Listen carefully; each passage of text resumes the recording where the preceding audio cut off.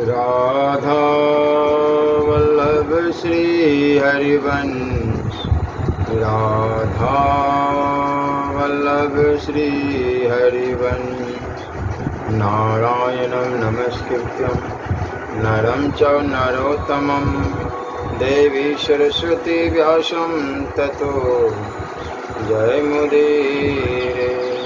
राधा मेरी माते है, पिता मेरे घनश्याम, इन दोनों की चरणों में मेरा कोटि कोटि प्रणाम। ओम श्री परमात्मने नमः। लव कुश के विवाह का वर्णन चतुर्थ सर्ग आनंद रामायण। श्री सीता रघुनाथा कश्यप गिरिजा। श्री रामदास कहते हैं, सीताराम, गिरिजा, शिव, गणेश, नंदी, स्वामी कार्तिकेय, लक्ष्मण, भरत, शत्रुघ्न, ब्रह्मा, समस्त ऋषि देवता, दैत्य, सारे तीर्थ, नदी, दिक्पाल, चंद्रमा, सूर्य एवं हनुमान जी, ये सब आप लोगों का कल्याण करें। वही लग्न है, वही सदीन है और तारा बल तथा चंद्र बल भी वही है, जिसमें कि सीतापति रामचंद्र जी का स्मरण किया जाए। अनेक प्रकार के बाजों के साथ इस तरह मंगल घोष करने के अंतर ओम पुण्याहम ऐसा उच्चारण करते हुए श्री वशिष्ठ जी ने अंत पट को दूर कर दिया। विधि पूर्वक हवनादि कृत्य के साथ साथ उन दोनों वर बंधुओं के पानी ग्रहण संस्कार किए। उस समय मंडप में महावाद घोष हुए।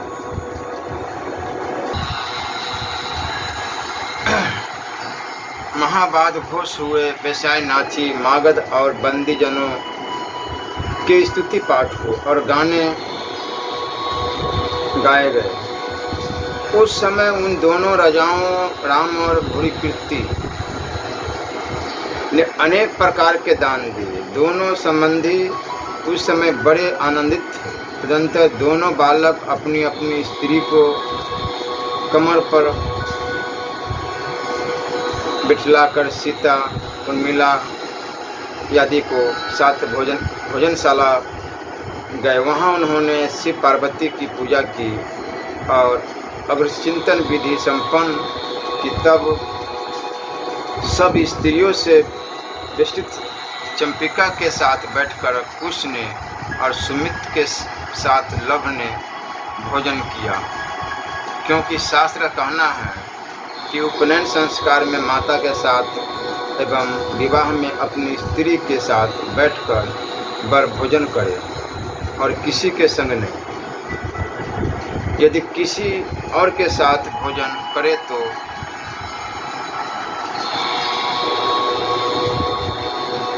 पतित कहा जाता है।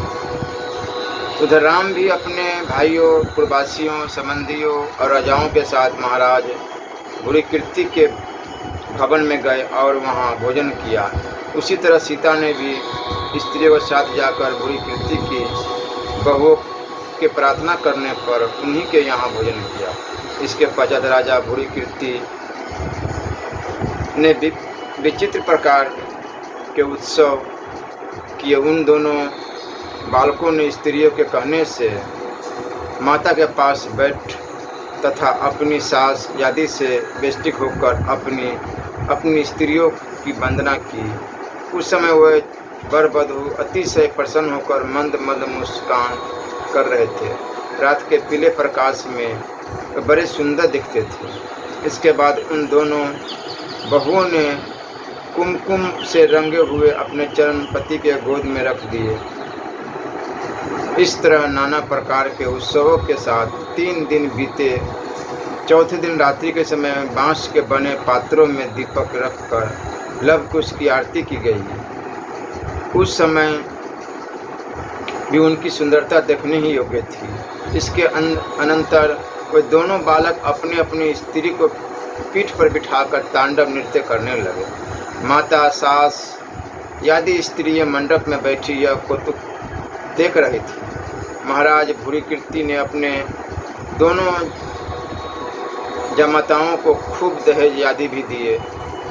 राम के संबंध से हर्षित होकर उन्होंने उन्हें 1 लाख हाथी, इतने ही पालकियाँ, 5 लाख घोड़े, 1 लाख रथ, अलग अलग इतनी ही संख्या की चीज़ें द्रव्य से भरकर दोनों वर वधुओं को दी। इनके सिवाय विविध प्रकार के अलंकार, वस्त्र, गाये, दासी, दास आदि तो इतने दिए कि जिनकी गिनती संभव नहीं थी। भूरिकीर्ति से इस प्रकार सम्मानित होकर श्री रामचंद्र जी स्त्री समेत दोनों पुत्रों के साथ हाथी पर सवार होकर सीता, भाइयों, पूर्ववासियों, नातेदारों तथा राजाओं को साथ लिए हुए पूर्ववत उत्साह के साथ अपने मंडप में आए।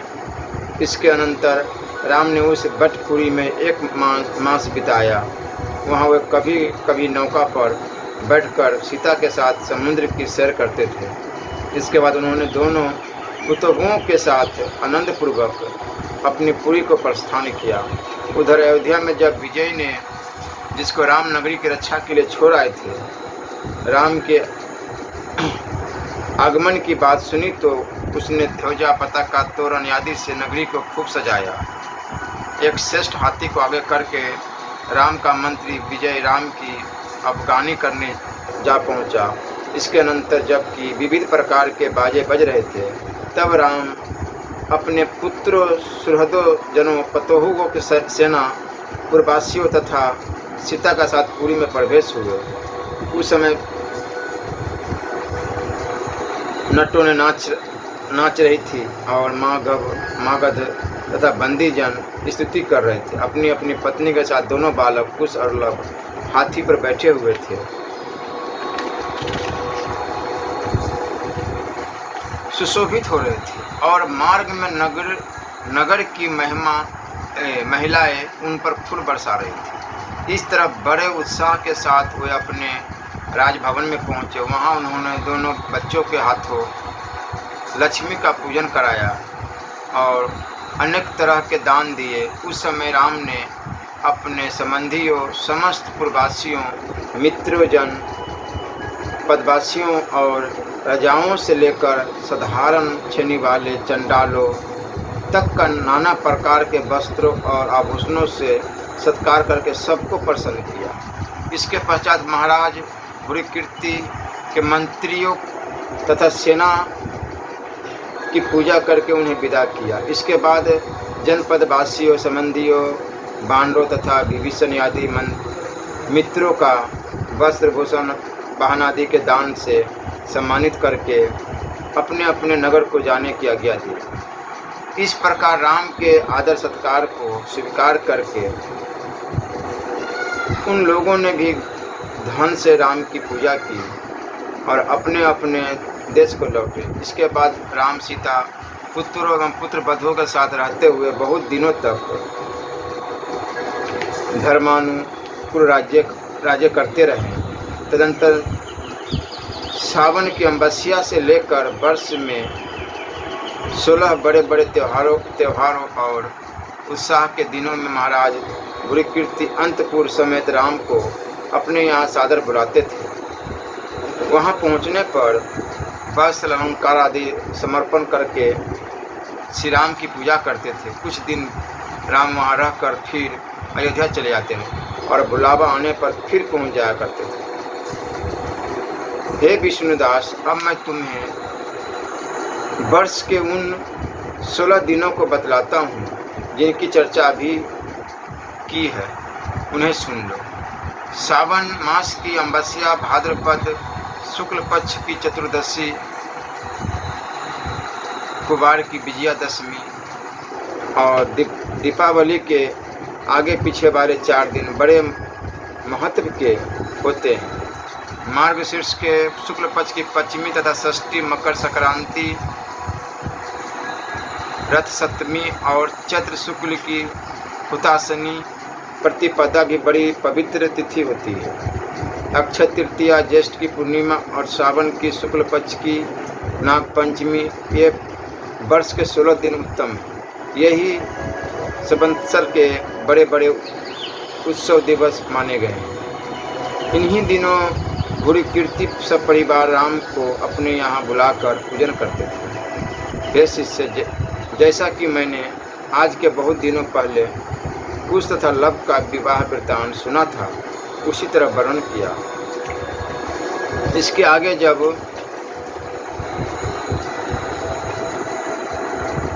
रामचंद्र जी का वैकुंठ रोहन हो जाएगा, तब एक समय अयोध्यापुरी के सरयू जल में कुश अपनी स्त्री चंपिका के साथ जल क्रीड़ा करते रहेंगे। उसी समय कुश के दाहिने हाथ का स्वर्ण कंगन जल में गिर पड़ेगा। उस जल में कुमुद नामक सर्प की बहन कुमुदती उस कंगन को लेकर घर चली जाएगी और कुश अपने कंगन के लिए धनुष पर बाण चढ़ाएंगे। इस प्रकार क्रुद्ध कुश सरजू को सुखा देना चाहेंगे। इस पर सरजू कुमुद के पास जाकर प्रार्थना करेगी। कुमुद भी सरजू के कथानुसार कुश को कुपित देखकर उनके पास आएगा और उन्हें प्रणाम करके अपनी बहन कुमुदती कुश को दे देगा और बहुत से रत्न तथा वह खोया हुआ कंगन देकर कुश से मित्रता कर लेगा। इस तरह कुछ समय बाद कुश की कुमुदती नाम की एक दूसरी भार्या भी होगी। उसे कुश का सुंदर पुत्र अतिथि होगा। चंपिका से कन्याएं ही होगी, पुत्र नहीं होंगे। आगे चलकर उसी अतिथि से सूर्य वंश का विस्तार होगा। शिष्य, इस प्रकार मैंने कुश की दोनों पत्नियों की कथा कह सुनाई। यह सब हो जाने पर कुश अपनी स्त्री चंपिका तथा लव सुमति के साथ आनंद पूर्वक जीवन यापन करेंगे। श्री रामदास बोले, एक बार रामचंद्र जी बाल बधुओं, पूर्ववासियों, मंत्री तथा इष्टजनों के साथ पुष्पक विमान पर बैठकर अनेक प्रकार के कौतुक देखते और सीता को प्रसन्न करते हुए वन में गए। वहाँ दंडकारण्य में अगस्त्य ऋषि के आश्रम पर जा पहुँचे। जबकि अगस्त्य जी को राम के आने का समाचार मिला तो अगवानी के लिए स्वयं गए और उन्हें आदरपूर्वक अपने आश्रम में ले आए। इसके अनंतर स्नान करके अगस्त्य जी एकांत में बैठे मन ही मन महालक्ष्मी अन्नपूर्णा का ध्यान किया। उसी समय उनकी तपस्या से प्रसन्न होकर देवताओं की अधिधात्री देवी अन्नपूर्णा प्रकट हो गई। उन्होंने अगस्त्य जी को खीर से भरा एक पात्र दिया और कहा कि इस बटलोई में से विविध प्रकार के पकवान निकाल कर तुम्हारी स्त्री सबके आगे परोस दे। इतना कहकर अन्नपूर्णा अंतर्ध्यान हो गई। इसके अनंतर जबकि अगस्त्य जी ने साथी तथा विप्रो समेत राम की पूजा कर ली, तब अगस्त्य जी की पत्नी लोपामुद्रा ने उसी पात्र में से पकवान निकाल कर सबके आगे परोस दिया। भोजनोपरांत प्रसन्न मन वाले राम को अगस्त्य ने एक जोड़ी कंगन और सीता को कुंडल दिए। इस प्रकार अगस्त्य से सत्कृत होकर राम अगस्त्य को अपने साथ लिए सबके साथ पुष्पक विमान पर जा बैठे और दंडकारण्य में चारों ओर विविध प्रकार के कौतुक देखते हुए इधर उधर घूमने लगे। रास्ते में नाना प्रकार के वृक्ष, पर्वत, नदी, पक्षी आदि सीता को दिखाते हुए पंचापसर नामक सरोवर पर पहुँचे और वहाँ पर राम ने रात्रि भर निवास किया। रात्रि के समय जब कि राम सीता के साथ अपनी सैया पर सोए थे, तब उन्हें मीठे मीठे गीत और नृत्य की ध्वनि सुन पड़ी। उनके सिवाय राम के साथ वालों ने भी वह स्वर ध्वनि सुनी, किंतु अप्सराएं नहीं दिख पड़ी। तब राम ने अगस्त्य जी से पूछा, हे मुनिश्रेष्ठ, आप मुझे यह बतलाइए कि यह नृत्य गान की ध्वनि कहाँ से आती सुनाई दे रही थी, सो विस्तार पूर्वक हमें बतलाइए। राम की बात सुनकर महर्षि अगस्त्य ने कहा, हे राजीव लोचन राम, क्या आप यह वृत्तांत नहीं जानते? अच्छा, यदि हम ही से कहलाना चाहते हैं तो मैं आपको सुना रहा हूँ। आज से बहुत दिनों पहले गंधर्व राज्य की 5 सुंदरी कन्याएं जिनका कि रजोधर्म भी नहीं हुआ था, आनंद पूर्वक इस सरोवर में जल क्रीड़ा किया करती थी। हे राम, उसी समय एक बार उस सरोवर से 7 नाग कन्याएं भी जल क्रीड़ा करने को निकली। उनकी भी बाल्यावस्था थी और यौवन का रंग अभी नहीं चढ़ा था। तदंतर उन गंधर्व कन्याओं और नाग कन्याओं में परस्पर मित्रता हो गई और वो नित्य उस सरोवर में जल क्रीड़ा करने को आने जाने लगी। उसी सरोवर पर तपस्या करते हुए एक तपस्वी ने उनको कई बार रोक कर कहा, यहाँ मेरे पास तुम लोग मत आया करो, किंतु बाल भाव से मुग्ध व कन्याएं ऋषि की बात न मानती नित्य आती जाती रही। इंद्र ने भी ऋषि का तपोभंग करने के लिए उन कन्याओं को उभार दिया था। अब ऋषि ने अपने मन में विचार किया कि सपादी साप दे करके इन्हें दंड देने से अपनी तपस्या छीन होगी, इसीलिए ऐसा मार्ग निकालना चाहिए कि जिससे इन्हें बिना साप के दंड मिल जाए। जल देविया उन कन्याओं को पकड़कर हठात अपने घर ले गई, जहाँ की गंधर्व तथा पन्नगों की भी गति नहीं थी। अपनी तपस्या पूर्ण करके ऋषि तो स्वर्ग चले गए, किंतु वे कन्याएं इस सरोवर में जल देवियों के साथ पास अब भी विद्यमान है। हे राम, यह एक आश्चर्यमय घटना घट गई थी। वही गंधर्वों और नागों की कन्याएं जल देवियों के घर में नाच रही है। उन्हीं के गानों की मधुर ध्वनि सुनाई देती है। हे राम, आपने जैसा पूछा मैंने कह सुनाया। अब आप जैसा करिए कि जिससे उन कन्याओं का कल्याण हो जाए। इस प्रकार अगस्त्य जी की प्रेरणा से राम ने लक्ष्मण से कहा, लक्ष्मण, मेरा धनुष तो ले आओ, मैं क्षण भर में उन गंधर्व और नागों की कन्याओं को जल देवियों के पंजे से छुड़ा दूंगा। इस तरह राम की बात सुनकर लक्ष्मण ने तुरंत आदरपूर्वक तुनर तथा धनुष लाकर राम को दे दिया। इसके अनंतर राम ने धनुष उठाकर टंकोर किया। तदंतर उन्होंने तरकस से अति तीक्ष्ण बाण निकाला, जिस पर राम का नाम लिखा हुआ था। इसे पृथ्वी डगमगाने लगी और 7 समुद्र में प्रलय लहरें उठने लगी। जोरों से वायु चलने लगी। 10 दिशाएं धूल से भर गई। तारे टूट टूट कर गिरने लगे। बनेले जीव वन छोड़कर भागने लगे। संसार का पर्वत वृंद कांपने लगा और मेघमंडल रुधिर में वर्षा करने लगा। उस सरोवर की जल देवी या धनुष का घनघोर टंकोर सुनकर भयभीत हो गई।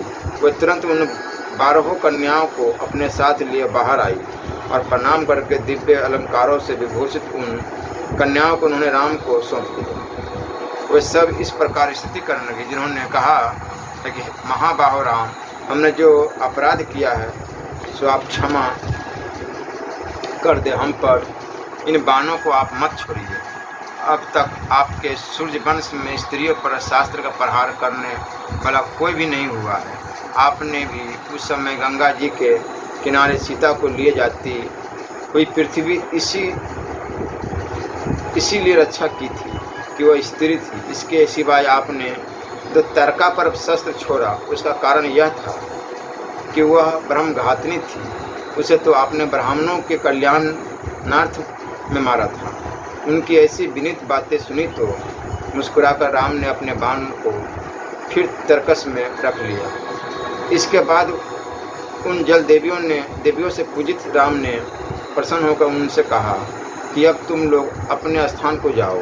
इसके अनंतर उन गंधर्वों और नागों की कन्याओं ने, जिनकी कन्याएं जल देवियों के कब्जे में थी, जब यह समाचार सुना तो राम के पास आए और सीता राम तथा अगस्त्य को प्रणाम करके उन्होंने राम को विविध प्रकार की भेंटें दी। तदंतर हाथ जोड़कर इस प्रकार कहने लगा, गंधर्व तथा पन्नगन कहने लगे, हे कमल सरीखे नेत्र वाले राम, आपने हमारी पुत्रियों को उन जल कन्याओं के हाथ से जैसे छुड़ाया है, उसी तरह अब इनका विवाह भी अपने पुत्रों के साथ कर दीजिए। आज हम अपने को धन्य समझते हैं। आज हमारा कुल पवित्र हो गया है। हे प्रभु, आपने हमारी उद्धार कर दिया। हमने अपने 7 जन्मों में जो पुण्य किया हो उसके प्रताप से आज हमारा और आपका संबंध हो जाए। श्री रामदास ने कहा। इस प्रकार की बातें सुनकर महारानी सीता और श्री राम ने उनकी प्रार्थना स्वीकार कर ली और अगस्त्य जी की ओर निहारने लगे। अगस्त्य जी ने कहा, हे राम, अब आप वैकुंठ धाम को चले जाएंगे, तब कुमुदती कुश की पत्नी होगी। हे रघु, कुश की वर्तमान स्त्री चंपिका के कोई पुत्र नहीं होगा। हाँ, कुमुदती से कुश के अतिथि नाम का पुत्र उत्पन्न होगा और वही पुत्र राज्य कार्य करता एवं वंश का बढ़ाने वाला होगा। इससे हे राम, कुश को छोड़कर बाकी सब कुमारों को विवाह इन कन्याओं के साथ कर दीजिए। इनमें से 5 गंधर्व कन्याओं को युक्त केतु तथा कुशलभ के अतिरिक्त 5 पुत्रों को दे दीजिए। आगे चलकर उत्केतु राक्षस विवाह के कर्म से एक अच्छी स्त्री के साथ विवाह करेगा। हे राम, ऐसा करने से सब बेटे अपनी अपनी स्त्रियों के साथ सुखपूर्वक विहार करेंगे।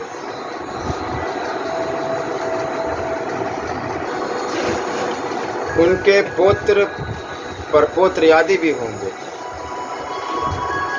प्रकार आप अपने परपौत्रों को देखकर सीता अपने बंधुओं और पूर्ववासियों के साथ वैकुंठ धाम को जाएंगे। इस प्रकार अगस्त्य जी की बात सुनी तो उन्होंने अंगीकार कर लिया और उन गंधर्वों पनंगों के से उनकी कन्याओं के नाम पूछने लगे।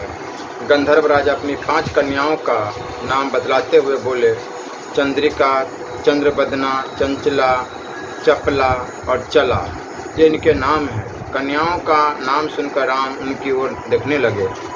फिर पनग इस प्रकार अपनी 7 कन्याओं के नाम बतलाने लगे। कंजानना, कंजनेत्रा, कंघात्री, कलावती, कलिका, कमला और मालती, ये 7 नाम हैं। इस रीति से सबका नाम सुनकर श्री राम ने उन कन्याओं को पुष्पक विमान पर चढ़ा लिया और सब साथियों के साथ सो गए। इसके अनंतर प्राप्त काल के समय राम उठे और विधि पूर्वक स्नान हवन आदि किया। फिर वे उन गंधर्वों तथा पनगों को बुलाकर कहने लगे, हे गंधर्व तथा पनगण, मैं मृत्यु लोक का निवासी मनुष्य हूँ। इस कारण मैं अपने बंधु वर्ग के साथ न तो पन्नगों के यहाँ पाताल लोक को जा सकूँगा और न गंधर्वों के यहाँ स्वर्ग लोक को भी अपने बच्चों का विवाह करने जा सकूँगा। इससे आप सुहृदगण मेरी बात सुने। आप लोग अपने अपने घर जाए और इनका विवाह करने के लिए वहाँ से स्त्रियों तथा बंधु बांधवों के साथ आनंदपूर्वक अयोध्या पधारे। कुछ देर बाद मैं अपने विमान द्वारा आकाश मार्ग से अपनी नगरी को चला जाऊंगा। बहुत अच्छा कहकर वे गंधर्व तथा पनग अपने अपने स्थान को चले गए। इधर रामचंद्र जी भी जब बलकाओं अपने पुत्रों तथा स्त्रियों के साथ पुष्पक विमान पर बैठकर आकाश मार्ग से रास्ते के वनों को देखते हुए वहां से चल दिए और एक पहर में अयोध्या आ गए। वहां पहुंचने पर पूर्ववासी स्त्रियों ने उनकी आरती उतारी और उन कन्याओं को वशिष्ठ जी के यहाँ भेज दिया। तदनंतर राम ने सभा में लक्ष्मण से कहा, सब राजाओं, संबंधियों और मुनियों के यहाँ निमंत्रण भेज दो कि सब लोग अपनी स्त्रियों तथा पूर्ववासियों के साथ अयोध्या पधारे। 7 परीक्षाओं समेत अयोध्या नगरी का श्रृंगार करो। अयोध्या के सब मकान चूने से पुतवाए जाए और उन पर चारों ओर विविध प्रकार के चित्र बनाए जाए। समस्त देवालयों में अच्छी तरह पुताई की जाए और उन पर भी सुंदर चित्र बनाकर पूजन का सुप्रबंध किया जाए। पताकाएं बांधी जाए, ध्वजारोपण किया जाए और मंदिरों के चारों ओर तोरण बांधे जाए। जहाँ तहाँ स्वर्णमय वेदियाँ बनवाई जाए। हजारों हाथी घोड़े तथा पालकियों द्वारा श्रृंगार किया जाए। गंधर्वों पन्नगों के रहने वाले नए नए मकान बनवाकर उनमें अच्छी तरह अन्न वस्त्र आदि का प्रबंध कर दो। हे लक्ष्मण, जो मैं कह चुका हूँ वह और जो नहीं भी बतलाया हूँ और जो तुम जानते हो सो भी ठीक कर लो। राम की बात सुनकर लक्ष्मण जी ने जैसा उन्होंने कहा था तदनुसार सब प्रबंध कर दिया। इसके अनंतर गंधर्वराज और सातों पन्नग अपने संबंधियों तथा स्त्रियों के साथ हर्षपूर्वक अयोध्या को चल दिए। उस समय समस्त सर्प मानव रूप धारण किए हाथी घोड़े तथा रथ पर सवार होकर अयोध्या आए।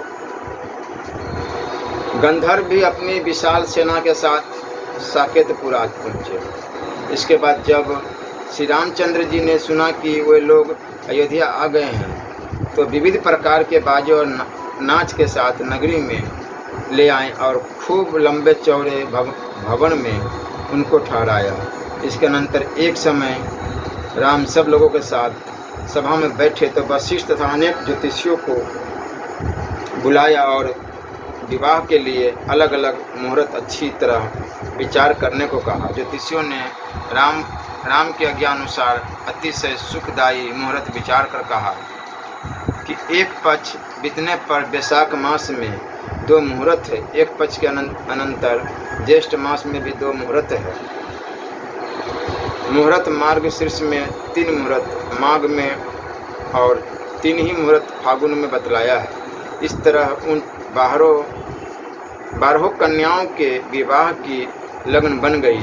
तदंतर वशिष्ठ के साथ साथ उन ज्योतिषियों ने वैशाख वाली लगन में लव और अंगद के विवाह का मुहूर्त निश्चित किया। चित्रकेतु और पुष्कर का विवाह ज्येष्ठ मास की लगन में निश्चित हुआ। तक्ष और सुबाहु का विवाह एक पक्ष बाद मार्गशीर्ष के दूसरे पक्ष में निश्चित किया गया। युक्तकेतु अंगद तथा चित्रकेतु का विवाह माघ मास में निश्चित हुआ। पुष्कर तक्ष तथा सुबाहु का विवाह राम के समक्ष बैठे हुए ज्योतिषियों ने फागुन मास की शुभ लगन में निश्चित किया। इस तरह क्रमश 12 विवाहों के निश्चित हो जाने पर राम ने ज्योतिषियों की विधिवत पूजा की। श्री रामदास कहने लगे, उपयुक्त प्रकार से विवाह निश्चिंत हो जाने पर राम के सामने ही वशिष्ठ तथा ज्योतिषियों ने उन कन्याओं का विवाह तो करके यह तो किया कि कौन सी कन्या किसको दी जाए। कज्जा नाना नाम की कन्या लव के लिए, कजाक्षी अंगद के लिए, कझागरी चित्रकेतु के लिए, कलावती पुष्कर के लिए, कालिका तक्ष के लिए, कमला सुबाहु के लिए और मालती युक्तकेतु के लिए देना निश्चित हुआ। इस प्रकार ज्योतिषियों ने उन सब कन्याओं का देने का निश्चय कर लिया। चंद्रिका अंगद के लिए, चंद्रस्या चित्रकेतु के लिए, चंचला पुष्कर के लिए, चपला तक्ष के लिए और अचला सुबाहु के लिए देने के लिए उन ज्योतिषियों ने निश्चित किया। इस तरह उन 5 गंधर्व कन्याओं के वरों का निश्चय हो जाने पर श्री राम ने आदरपूर्वक ज्योतिषियों को विदा किया और स्वयं सीता के पास जा पहुँचे। जो कुछ सभा में निश्चित हुआ था सो उन्हें कह सुनाया। इसके बाद 7 द्वीपों में रहने वाले करोड़ों मुनीश्वर तथा राजे अपने परिवार और प्रजा समेत नाना प्रकार की सवारियों पर सवार होकर अयोध्या आया। उस समय लोगों से सारी अयोध्या भर गई थी और वह बहुत ही सुंदर दिखने लगी। बहुत से बानरों को साथ लिए हुए सुग्रीव अपने दोनों बेटे को साथ राजा पुरीकृति, इनके सिवाय विभीषण, जनक, युधाजित, कौशल्या तथा सुमित्रा के बंधु बांधव आदि भी अयोध्या में आ पहुँचे। इसके बाद वैशाख के शुक्ल पक्ष में पुरोहितों तथा विप्रवरों के साथ राम ने अभ्यंग पूर्वक स्नान किया और लव को मंगला स्नान कराने के लिए स्त्रियों से कहा। शताधिक माताओं ने जब मुहूर्त आया तब वधू के जूठे हल्दी तेल तथा उपटन लेकर लव के शरीर में लगाया और तुरही तथा नगाड़े आदि बाजों के साथ बालकों के संग स्वयं भी स्नान किया। उधर राम ने ब्राह्मणों के साथ कुल देवता की स्थापना की। स्थापना के पूर्व यथाविधि गणपति की पूजा की और विस्तार से 3 प्रकार का पुण्य आवाहन किया। इसके अनंतर मेहमानी में आए हुए मुनियों की पूजा करके उन्हें संतुष्ट किया। शुभ मुहूर्त में पन्नगों के यहाँ गए और वहाँ कज नैना के साथ लव का विधिवत विवाह संपन्न किया। चौथे दिन बांस की छिटनी में रखे हुए रत्न दीपकों से राम की आरती उतारी गई। उस समय राम सीता के साथ बहुत ही सुंदर दिख रहे थे। इसके अनंतर पूर्वोक्त उत्सवों के साथ राम अपने घर गए। वहाँ लव के हाथों से अच्छी तरह लक्ष्मी पूजन कराया और अनेक प्रकार के दान दिए। इसके बाद उन देश देशांतर से आए हुए राजाओं, पन्नगों, संबंधियों, पूर्ववासियों और जनपदवासियों ने विभिन्न प्रकार के वस्त्रों और आभूषणों से राम, लक्ष्मण तथा सब बालकों की पूजा की। इसके पश्चात रानियों, संबंधियों की स्त्रियों, नागपत्नियों तथा गंधर्व आदि की स्त्रियों को सीता आदि स्त्रियों ने वस्त्र और आभूषण दे देकर विधिवत सत्कृत किया। राम ने भी संबंधियों, पूर्ववासियों, गंधर्वों और पन्नगों के वस्त्र आभूषणों से भली भांति पूजा की। इस तरह वैशाख मास के शुक्ल पक्ष में लव का विवाह संपन्न किया और कृष्ण पक्ष में पूर्ववत उत्साह समेत अंगद का विवाह किया। उसी प्रकार ज्येष्ठ के शुक्ल और कृष्ण पक्ष में चित्रकेतु और पुष्कर का विवाह संपन्न किया। इसके बाद सब राजाओं और मुनियों को अपने अपने घर जाने की आज्ञा दी। फिर मार्गशीर्ष में सबको बुलाकर तक्ष और सुबाहों का विवाह किया। बाद में सबको अपने देश जाने की अनुमति देकर माघ मास में बुलाया और उपकेतु का विवाह संपन्न किया। माघ में आए मेहमानों को विदा न करके राम ने फागुन मास में पुष्कर, तक्ष तथा सुबाहों का विवाह किया। इस तरह 12 विवाहों को करके राम ने सब मेहमानों को स्वयं पूजा की और उनका पूजन स्वीकार किया। तब सबको अपनी अपनी राजधानियों को जाने की अनुमति दी। इसी तरह उन मुनियों का भी विधिवत पूजा करके अपने अपने आश्रमों को जाने की आज्ञा दी। किंतु गंधर्व और पन्नगण अयोध्या में ही रहे। वे अपने अपने मंत्रियों की राजधानी भेजकर राम के पास रहने लगे। वे तब तक अयोध्या में रहेंगे जब तक राम अपने वैकुंठ लोक को नहीं चले जाएंगे। राम के चले जाने पर वे भी संतानिक लोक को चले जाएंगे। इसके अतिरिक्त वार्षिक उत्सवों और त्योहारों पर राम अपने घर की स्त्रियों, मित्रों तथा संबंधियों के साथ पन्नगों और गंधर्वराज के यहाँ जाकर भोजन आदि करते थे। उन दिनों अयोध्या में घर घर उत्सव मनाए जाते थे। उस समय सर्वत्र आनंद था। कहीं भी किसी प्रकार का अमंगल नहीं दिखलाई दे पड़ता।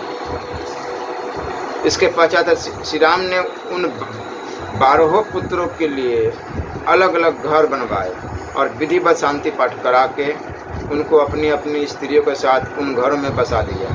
उसी तरह लक्ष्मण आदि भ्राता पहले से ही अलग अलग महलों में अपनी अपनी स्त्रियों के साथ सुखपूर्वक रह रहे थे। सुमित्रा के पुत्र लक्ष्मण अपने महल में आनंदपूर्वक रहते थे।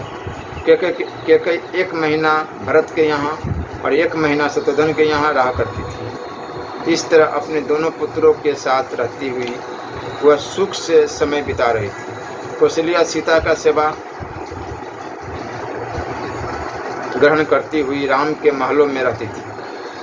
वे सब भ्राता और उनके पुत्र अलग अलग अपनी सवारी, सेवक, दासी, गौधन आदि अपार संपत्तियां रखकर आनंद से रह रहे थे। यह सदा का नियम था कि लक्ष्मण आदि सब भाई और कुश आदि बालक सवेरे स्नान करके हवन, शिवार्चन और गौ ब्राह्मणों की पूजा करें। तब राम के पास जाते और वहाँ सीता तथा राम को प्रणाम करके दिव्य आसन पर बैठते।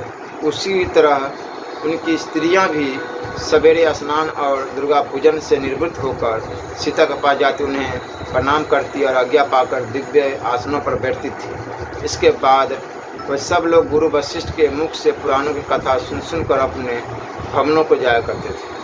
दोपहर को राम के बुलाने पर साथ साथ जलपान तथा भोजन करते थे। उसी तरह उनकी स्त्रियां भी सीता के बुलाने पर सीता के यहाँ ही आकर जलपान तथा भोजन करती थी। कभी कभी वे लोग राम और बहुत से ब्राह्मणों को अपने यहाँ बुलाकर भोजन कराते थे। इस तरह उन बंधुओं और बालकों के साथ सीता तथा राम बड़े सुख से जीवन व्यतीत कर रहे थे। किसी के साथ कभी किसी तरह का झगड़ा नहीं हुआ होता था। श्री रामदास कहने लगे, एक समय दक्षिण की शिवकांतिपुरी में वहाँ के राजा कंबुकंठ ने अपनी कन्या का स्वयंवर करने के विचार से सब राजाओं के यहाँ निमंत्रण पत्र भेजकर बुलवाया, किंतु कुशलभ के कारण वे महाराज कंबुकंठ के यहाँ नहीं आए और एक एक पत्र लिखकर भेज दिया।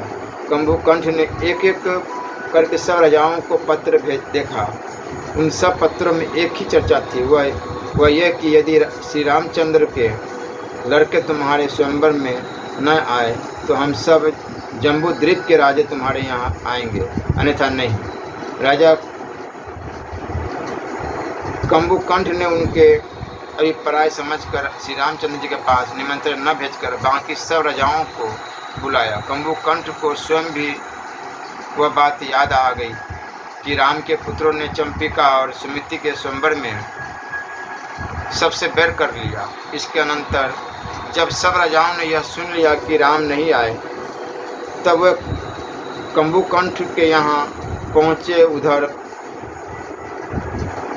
कंबुकंठ की कन्या मदन सुंदरी को अटारियों पर देखकर नारद जी आकाश मार्ग से उतर आए। मदन सुंदरी ने सखियों के साथ आकर नारद जी की पूजा की और उन मुनि के सामने जा बैठी। फिर भक्तिपूर्वक नारद से पूछने लगे, स्वामी आप इस समय कहाँ से आ रहे हैं और कहाँ जाएंगे, बताइए। आपके दर्शन से मैं आज परम पवित्र हो गई। इस प्रकार उसकी बात सुनी तो थोड़ा मुस्कुरा कर नारद कहने लगे, हे बाले, इस समय मैं स्वर्ग से आ रहा हूँ और राम के सब पुत्रों के यहाँ अलग अलग भोजन करने के लिए अयोध्या जा रहा हूँ। आते समय मैंने कांतिपुरी नगरी के बाहर सेना देखी। उसे देखकर मुझे बड़ा कौतूहल हुआ। रास्ते में एक पथिक से पूछने पर ज्ञात हुआ कि तुम्हारा स्वयंवर है। तो यह सोचा कि जहाँ तक है रामचंद्र जी अपने बालकों के समेत यहाँ अवश्य आए होंगे, चलो यहाँ ही दर्शन कर ले। यह निश्चय करके मैं यहाँ आया, किंतु रामचंद्र जी को नहीं देखा तो राजाओं से पूछा कि राम क्यों नहीं आए। तो उन लोगों ने जो कारण बतलाया उससे मेरा मन बहुत खिन्न हुआ। सप्तद्वीप के अधिपति राम तथा उनके लड़कों को न बुलाने का निश्चय करके ही तुम्हारे पिता ने और राजाओं को बुलाया। अच्छा, अब मैं अयोध्या में रामचंद्र जी के पास जा रहा हूँ। हे बाले, तुम अभागी हो जो रामचंद्र जी जैसे राज की पतोहू नहीं बन रही हो। कर्म की भी बड़ी विचित्र गति होती है, ऐसा कह और कन्या से पूछकर नारद जी जाने लगे। तब वह कन्या मदन सुंदरी खिन्न मन, आंसू भरी आंखों, मलान मुँह का कांपते हुए अघोर तथा रोमांचित शरीर होकर गदगद वाणी से इस प्रकार विनय करती कहने लगी, आप कोई ऐसी युक्ति करिए कि जिससे मैं राम की पतोहू बनूं। मैं आपकी शरण में हूँ। ऐसा कहकर उसने अपना मस्तक मुनिराज के चरणों में रख दिया और रोने लगी। तब नारद मुनि ने कहा, हे रंभोरु, हे बालिके, तुम किसी प्रकार की चिंता न करो, उठो, तुम अवश्य ही राम की पतोहू बनोगी। मैं इसके लिए उद्योग करूँगा। ऐसा कह और उससे ढांढस बंधा का नारद जी आकाश मार्ग से चल दिए।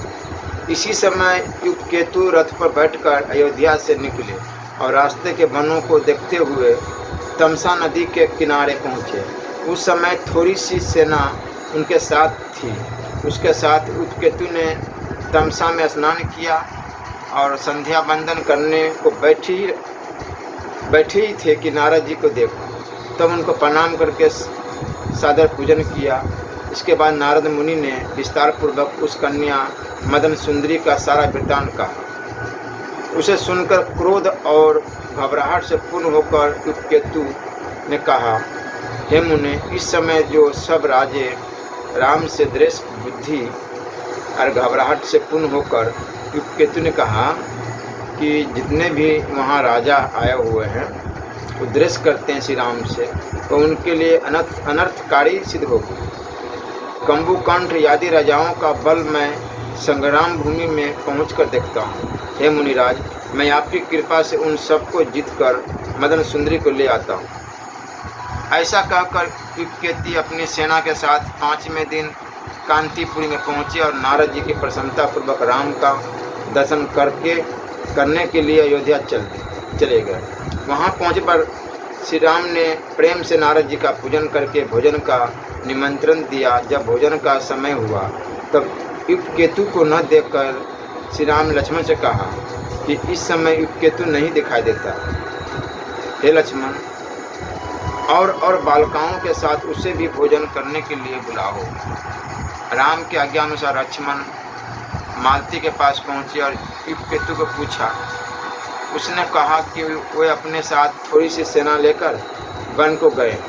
यह वृत्तांत लक्ष्मण ने जाकर राम को सुना दिया। तत्पश्चात मुनि के साथ राम भोजन आदि करके अपने सभा भवन में गए और वहां बैठकर नारद जी मुनि से कहने लगे कि आप मेरे कहने से 5-7 दिन यहाँ ही ठहर जाइए। तथास्तु कहकर नारद जी भी ठहर गए। तदंतर भोजन के समय रात्रि में भी उपकेतु को न देखकर राम ने लक्ष्मण से कहा, उपकेतु को बुलाओ, आज मैंने दिन भर उस बच्चे को नहीं देख पाया। बहुत अच्छा कहकर लक्ष्मण फिर मालती के पास गए और उपकेतु के विषय में पूछा। उसने कहा कि वे अभी तक नहीं लौटे। यह सुना तो विरहल होकर लक्ष्मण ने राम से कहा। जब राम ने यह सुना तो भाइयों के साथ साथ वे भी विरहल हो उठे। जानकी ने सुना तो वह भी विरहल हो तथा खिन्न होकर दौड़ती हुई राम के पास पहुंची और कहा कि आप लोग उपकेतु को उपस्थित देखकर भी चुपचाप बैठे हैं। यह सुनकर सब लोग घबरा गए और भोजन त्याग कर उसे ढूंढने की तैयारी कर दिए।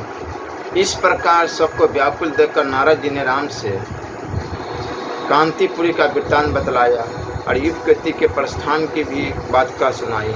यह हाल सुना तो राम को थोड़ा संतोष हुआ और तुरंत लक्ष्मण को आज्ञा दी कि मेरी चतुरंगिनी सेना लेकर शत्रुघ्न अभी कांतिपुरी जाए। बहुत अच्छा कहकर लक्ष्मण ने भोजन आदि करा के रात में ही सेना और कुश आदि वीर बालकों के साथ शत्रुघ्न को कांतिपुरी भेजा। राम को प्रणाम करके शत्रुघ्न रथ पर सवार हुए और प्रसन्नता पूर्वक प्रस्थान कर दिए। इस तरह अयोध्या से चलकर ठीक 6ठे दिन शत्रुघ्न कांतिपुरी के पास पहुंच गए। उधर कांतिपुरी में स्वयंवर हो रहा था। सभा मंडप में बहुत से राजे हर्षपूर्वक बैठे हुए थे। इतने में मदन सुंदरी पालकी में बैठी हुई सभा में आई। उस समय वह दुख से नारद की बातों का स्मरण कर रही थी। इस कारण उसका मुख कुम्हलाया हुआ था। सभा में पहुंचकर वृद्धा धात्री ने सब राजाओं को दिखलाया। उसी समय वेग के साथ उपकेतु सभा भवन में पहुंचे और मोहना अस्त्र का प्रयोग करके उन्होंने सारी सभा को मूर्छित कर दिया। मोहना अस्त्र से मोहित होकर शिव का बाहों ने भी शिविन जमीन पर रख दी। इतने में रथ पर बैठे हुए उपकेतु शिवका के पास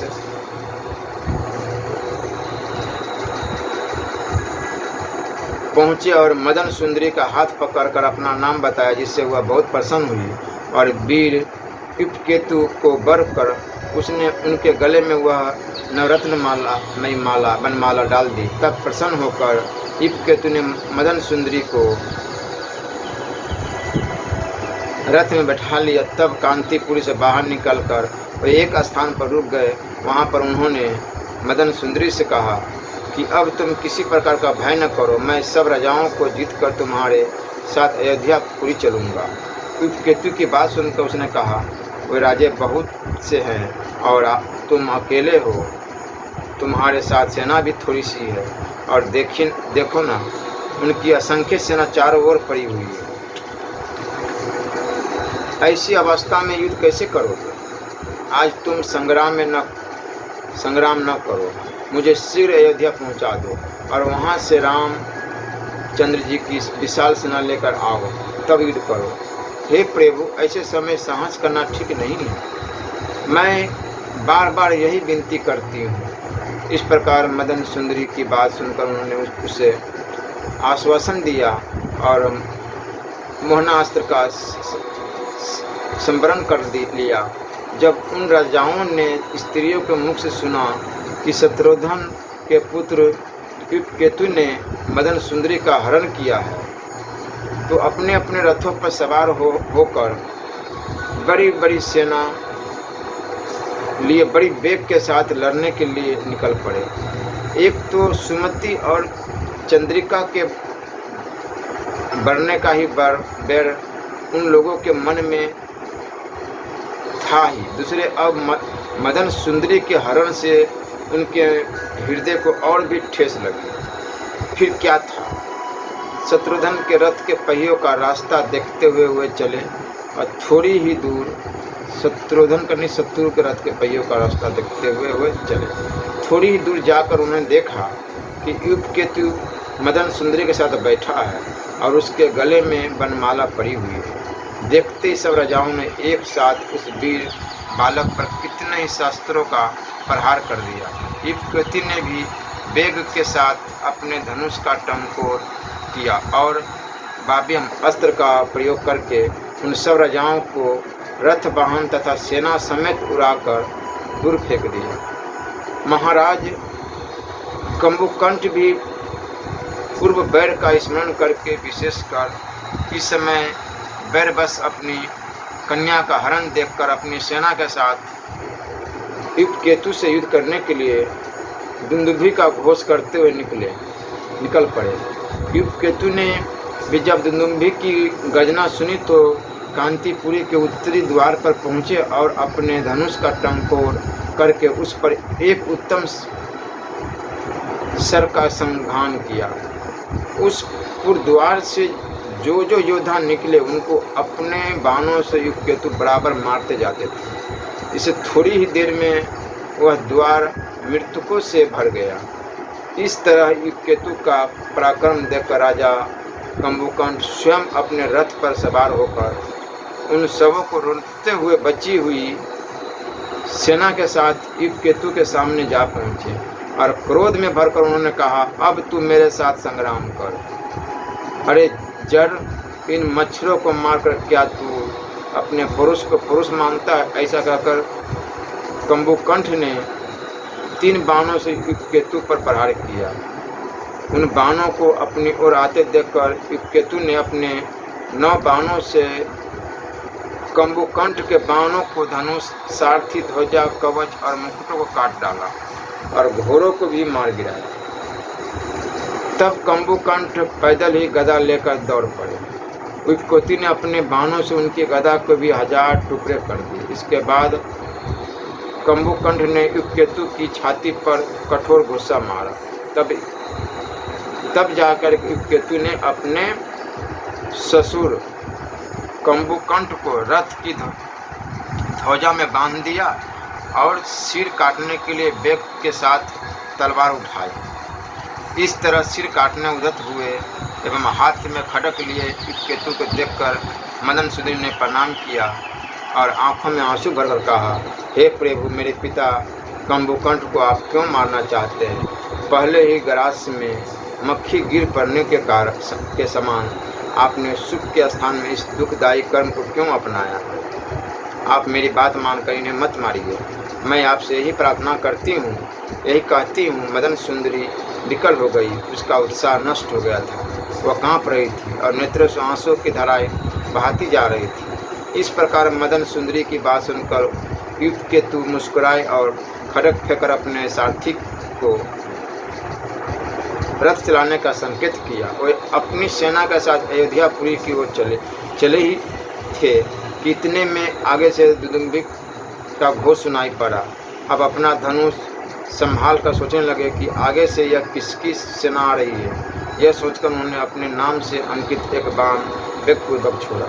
वह बाण उड़ता हुआ 1 योजन तक गया और जहाँ सेना पड़ी हुई थी वहाँ पहुंचकर शत्रुघ्न के चरणों के आगे गिरा। उस बाण को देखकर शत्रुघ्न चकित हो गया। फिर बाण की पूंछ में विपकेतु का नाम देखकर शत्रुघ्न ने निश्चय किया कि विपकेतु के आगे रास्ते में ही है। तदनंतर शत्रुघ्न ने भी अपने नाम से अंकित एक बाण उठाकर विपकेतु की ओर छोड़ा। वह बाण विपकेतु के ऊपर से होता हुआ पीछे जा गिरा। विपकेतु ने अपने पिता का बाण देखा, तब प्रसन्न होकर दुदुम्बित जैसा गर्जन करते हुए वेग के साथ शत्रुघ्न के पास पहुँचे। वहाँ पिता को देखते ही वे रथ से कूद पड़े और अपनी स्त्री मदन सुंदरी के साथ जाकर शत्रुघ्न को प्रणाम किया और ध्वजा में बंधे हुए कंबुकंठ को दिखाया। शत्रुघ्न ने उन्हें अपना संबंधी समझकर छुड़ा दिया। फिर शत्रुघ्न ने कंबुकंठ के मुख से ही विस्तार के साथ समस्त वृत्तांत सुना। इसके बाद कंबुकंठ ने प्रार्थना करने पर उसके साथ ही कांतिपुरी गए। वहाँ कंबुकंठ की सलाह से शत्रुघ्न नगर के बाहर ही ठहरे राम को बुलाने के लिए दूतों को भेजा। उसी समय शत्रुघ्न तथा कंबुकंठ के दूत श्री राम को बुलाने के लिए प्रसन्नतापूर्वक चल पड़े।